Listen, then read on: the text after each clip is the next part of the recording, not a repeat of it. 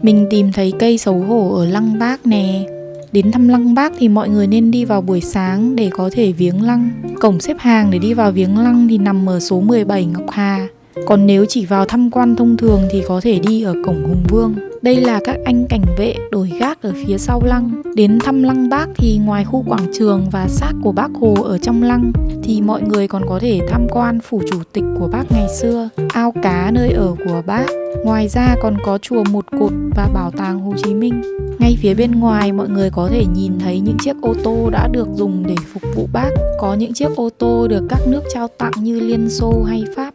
Chiếc xe màu đen thì có bọc thép và kính chống đạn, được dùng để tiếp đón khách quốc tế quan trọng. Chiếc xe màu xanh lá cây Bác sử dụng thường xuyên nhất vì gầm cao, phù hợp với đường trường. Chiếc xe màu trắng kiểu dáng gầm thấp thì được Bác dùng khi sức khỏe yếu, giúp lên xuống dễ dàng. Tiếp đến mình tham quan phòng họp Bộ Chính trị. Từ cửa kính ở bên ngoài mình có thể nhìn thấy bàn tiếp khách và bàn họp. Bộ bàn ghế thời bấy giờ nhìn khá đơn sơ và giản dị.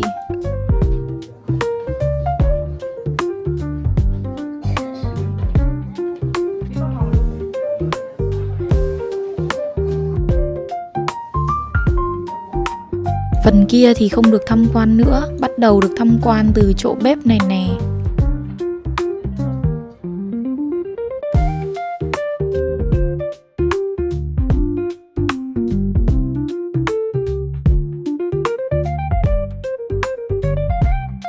Cạnh với nhà bếp thì là nơi ở và làm việc của Chủ tịch Hồ Chí Minh. Phòng ăn của người nè.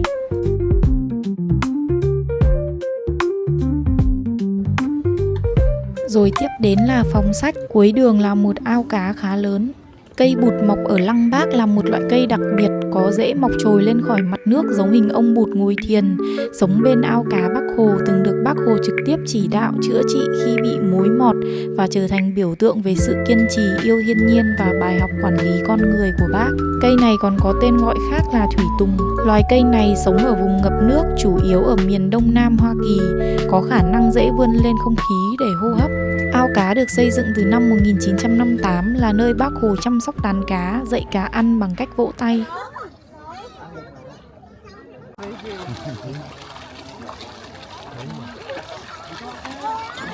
Ao cá Bác Hồ có diện tích khoảng 3.320 m, độ sâu trung bình là 2 m.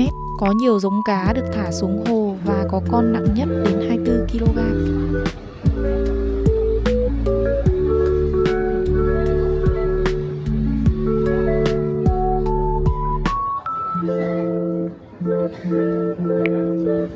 Mình lên được trên tầng 2 chỗ nhà sàn của Bác rồi nè.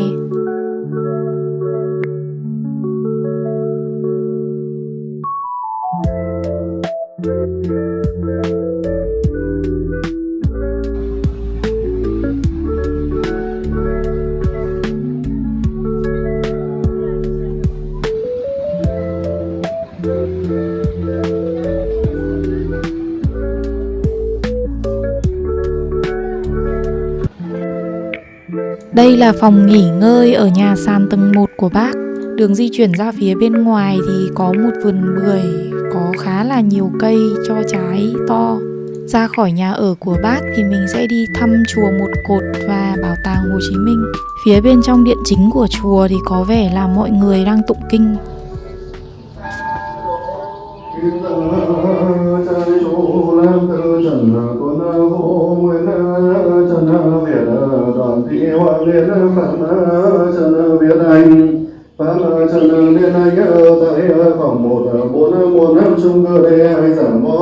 Giờ mình sẽ vào sân của chùa.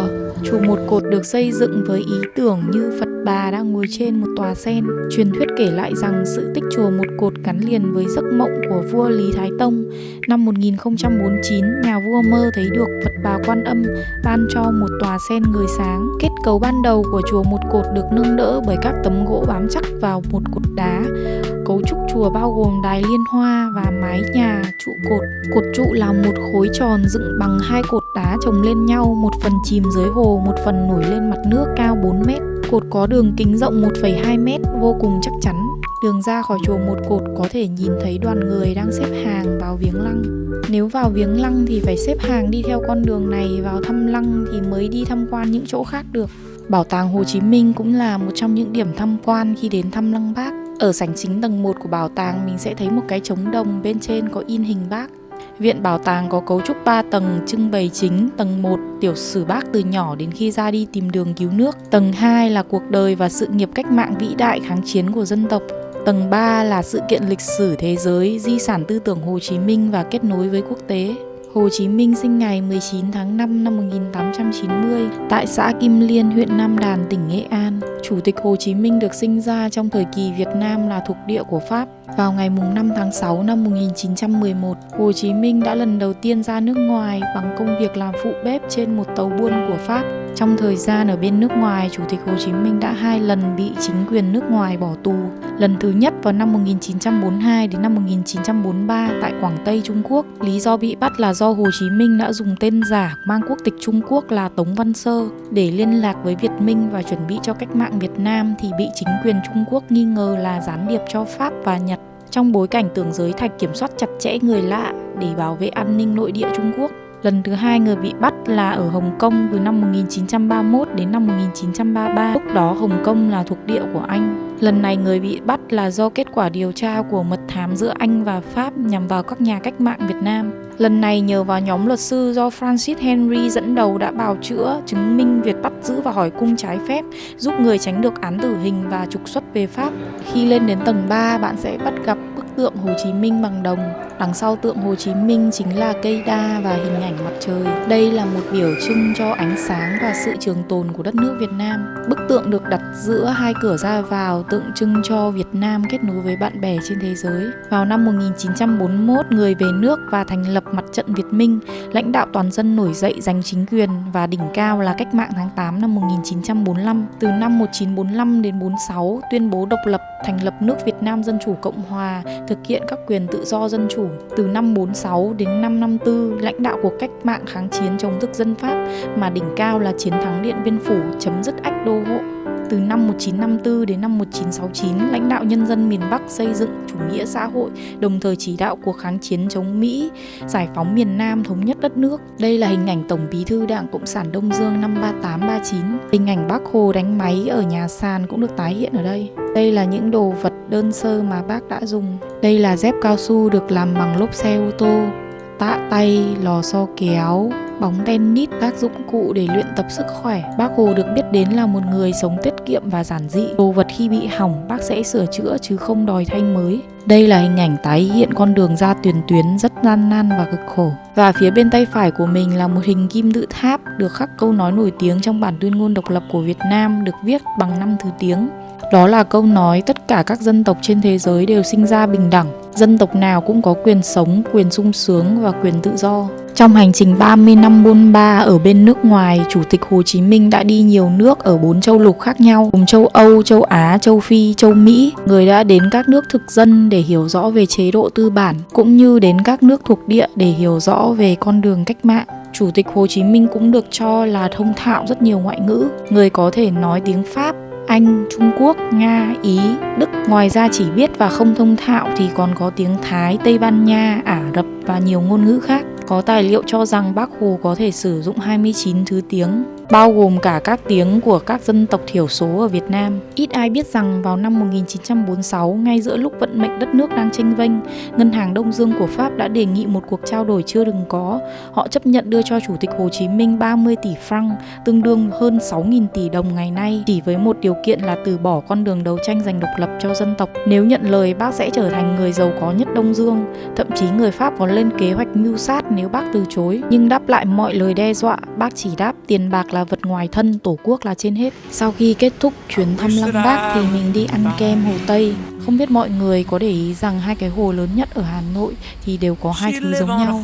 Đó chính là ăn kem ở bờ hồ và đi thăm ngôi đền ở trên hồ. Ở Hồ Gươm thì có đền Ngọc Sơn, ở Hồ Tây thì có chùa Trấn Quốc. Giờ thì theo chân mình đi ăn phở cuốn Ngũ Xã ở đảo Ngọc. Con đường này vào tối thứ 6 đến chủ nhật thì sầm uất hơn rất nhiều. Lúc đó thì ở ven hồ sẽ có nhiều quán cà phê vỉa hè. Đặc biệt là được trang trí đèn lồng rất bắt mắt. Phố Ngũ Xã thì nằm khuất sau hồ Trúc Bạch. Đến đây bạn nên thưởng thức món bia Trúc Bạch, cũng như thưởng thức các loại phở độc đáo khác nhau như phở trộn, phở xào, phở chiên phồng, phở chiên trứng, phở chua, phở rán. phở cuốn.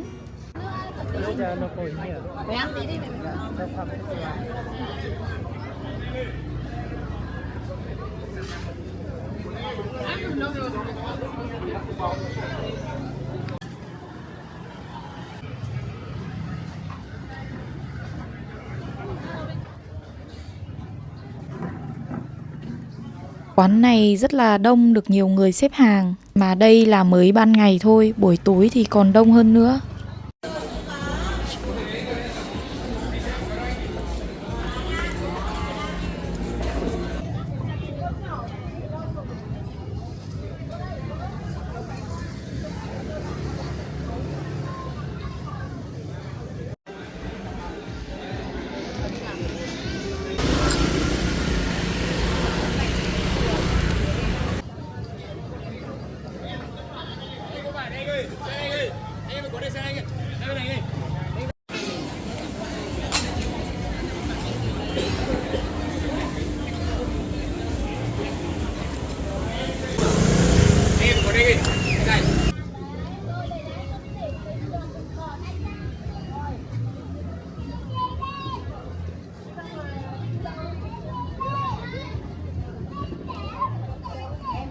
Ốc nhồi khá to. Còn đây là phở chiên phồng. Chùa Trấn Quốc nằm trên một hòn đảo phía đông Hồ Tây. Chùa có lịch sử gần 1.500 năm và được coi là lâu đời nhất ở Thăng Long, Hà Nội. Dưới thời nhà Lý và nhà Trần, chùa Trấn Quốc được coi là trung tâm Phật giáo của kinh thành Thăng Long. Khuôn viên chùa thì có bảo tháp lục độ đài sen được xây dựng vào năm 1998. Bảo tháp lớn gồm 11 tầng cao 15 m, mỗi tầng tháp có 6 ô cửa hình vòm. Trong mỗi ô cửa đặt một pho tượng A-di-đà bằng đá quý. Ở chùa Trấn Quốc còn có một cây bồ đề được chính tay Chủ tịch Hồ Chí Minh và Tổng thống đầu tiên của Ấn Độ trồng vào tháng 3 năm 1959. Trong Phật giáo, cây bồ đề thường được gọi là cây giác ngộ bởi nó là biểu trưng cho trí tuệ và sự giác ngộ của Đức Phật. Chùa Trấn Quốc thì có kết cấu được chia làm hai phần thượng điện ở bên phía trước và phần nhà tiền đường ở phía sau. Chùa Trấn Quốc được nhiều tờ báo uy tín trên thế giới xếp hạng là một trong những ngôi chùa đẹp nhất trên thế giới. Từ chùa Trấn Quốc ra Hồ Gươm cũng khá gần, chỉ khoảng 4 km. Mọi người có thể nhân tiện ra Hồ Gươm ăn kem luôn. Hồ Gươm thì cũng nổi tiếng với cửa hàng kem Thủy Tạ. Nhà hàng này có hình dạng nhìn từ xa giống như một con thuyền. Nhà hàng có tên là Thủy Tạ Legend, được mở từ những năm 1958. Ở đây ngoài kem thì còn bán đồ ăn nữa.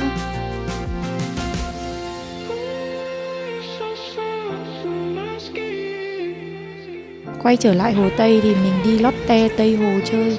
Ăn uống no say rồi mình sẽ dẫn các bạn đi đến đường Hàn Quốc nhé. Ngoài ăn uống thì cũng có thể mua sắm và có khu vui chơi ở bên trên.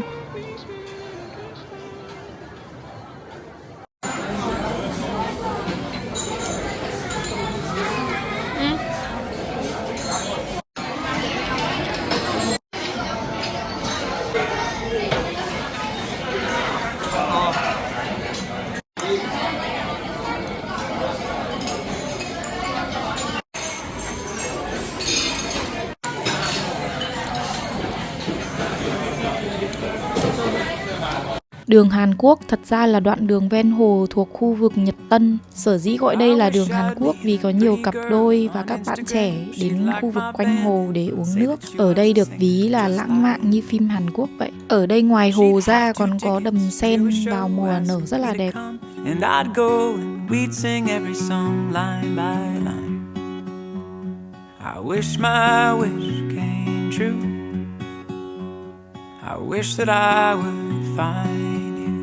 Nhìn là biết bây giờ không phải là mùa sen rồi. Nhưng được cái ở đây đốt bếp củi cũng khá là ấm. Mình nghĩ là tiện thể mang bắp ngô hay là khoai lang ra đây nướng thì cũng khá là thú vị.